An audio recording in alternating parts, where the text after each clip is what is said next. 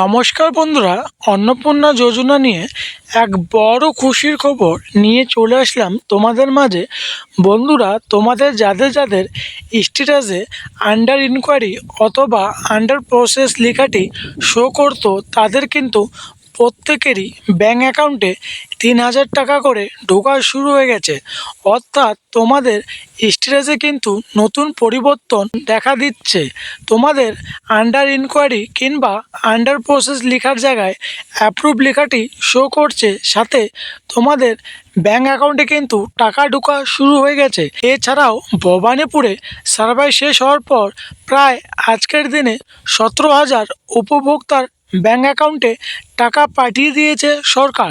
তো বন্ধুরা, তোমরা যারা যারা টাকা এখনো অবধি পাওনি, কি করবে, কিভাবে তোমাদের টাকা খুব তাড়াতাড়ি ব্যাঙ্ক অ্যাকাউন্টে ঢুকবে, আজকের আমার ভিডিওতে সেটাই আলোচনা করব। সাথে অফিসিয়াল নোটিফিকেশনে কি উল্লেখ করা হয়েছে সেটাও তোমাদের বিস্তারিত আলোচনা করে জানাবো। তো চলো বন্ধুরা, ভিডিওটি শুরু করা যাক। অন্নপূর্ণা যোজনার টাকা না পাওয়া নিয়ে রাজ্য জুড়ে বিক্ষোভের মধ্যে এলো বড় সুখবর। আন্ডার প্রসেস থাকা একাধিক আবেদনের স্ট্যাটাস বদলাতে শুরু করেছে। ধাপে ধাপে অনুমোদন মিলছে যোগ্য আবেদনকারীদের, একই সঙ্গে তাদের ব্যাঙ্ক অ্যাকাউন্টে ঢুকছে ৩,০০০ টাকা।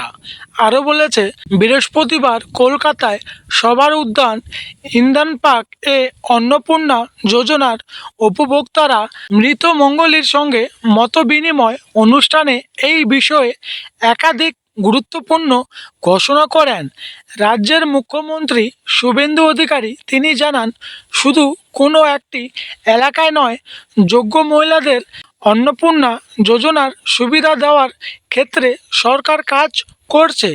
আরও বলেছে, এদিনের অনুষ্ঠানে ভবানীপুর বিধানসভা এলাকায় অন্নপূর্ণা যোজনার টাকা নিয়ে বড় তথ্য দেন মুখ্যমন্ত্রী।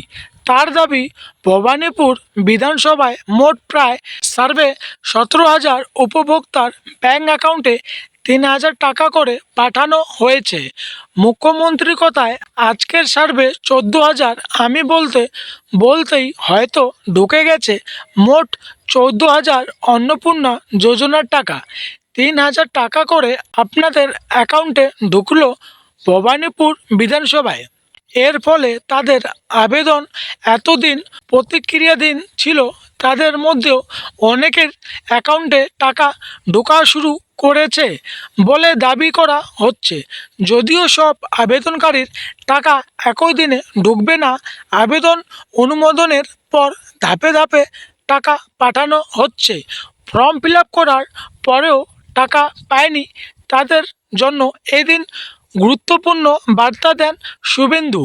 তিনি জানান, এখনও কেউ আবেদন না করে থাকলে ৩১শে জুলাইয়ের মধ্যে পোর্টালে মাধ্যমে আবেদন করার সুযোগ রয়েছে। অনেক মহিলা অনলাইনে পোর্টাল ব্যবহার করতে পারে না, তাদের যাতে আবেদন করতে সমস্যা না হয় তার জন্য স্থানীয় স্তরে সহায়তার কথাও জানান তিনি।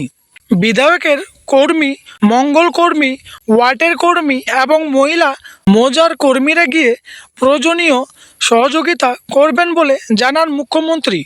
অন্নপূর্ণা যোজনার সুবিধা পাওয়া নিয়ে উপভোক্তাদের শুভেন্দু বলেন, একজনও যোগ্য মহিলা এই প্রকল্পে সুবিধা থেকে বাদ যাবে না।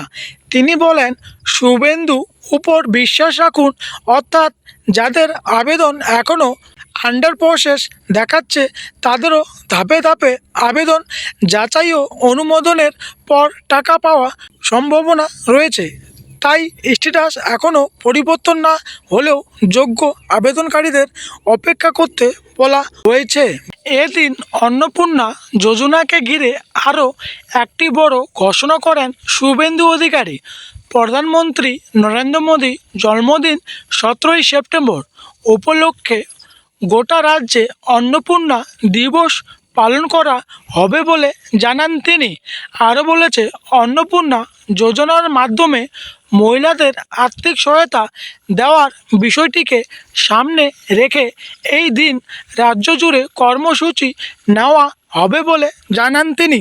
তো বন্ধুরা, তোমরা অন স্ক্রিন দেখলে 17ই সেপ্টেম্বর কিন্তু আশা করা যায় প্রত্যেকেরই ব্যাঙ্ক অ্যাকাউন্টে টাকা ঢোকার শুরু করবে। তাছাড়াও বন্ধুরা, যাদের যাদের আন্ডার প্রসেস রয়েছে তাদের কিন্তু এখন ক্লেম জানানোর কোনো দরকার নেই, কেননা তোমরা দেখতে পাইলে অফিসিয়াল নোটিফিকেশনে যাদের আন্ডার প্রসেস রয়েছে তাদের কিন্তু খুব তাড়াতাড়ি ভেরিফিকেশন করে অ্যাপ্রুভ করে টাকা ঢুকানো শুরু হয়ে গেছে। তার জন্য বলি, তোমাদের অ্যাপিল করার বর্তমানে কোনো দরকার নেই। তো কেমন লাগলো বন্ধুরা ইনফরমেশনটি, কমেন্ট বক্সে কমেন্ট করে জানিও। আর তোমাদের কাদের কাদের টাকা এখনও অবধি ঢোকেনি সেই বিষয়ে কিন্তু আমাকে কমেন্ট করতে ভুলো না। তো চলো আজকের জন্য এতটুকুই, দেখা হচ্ছে নেক্সট কোনো এমনই ইনফরমেশন কিংবা হেল্পফুল ভিডিওতে।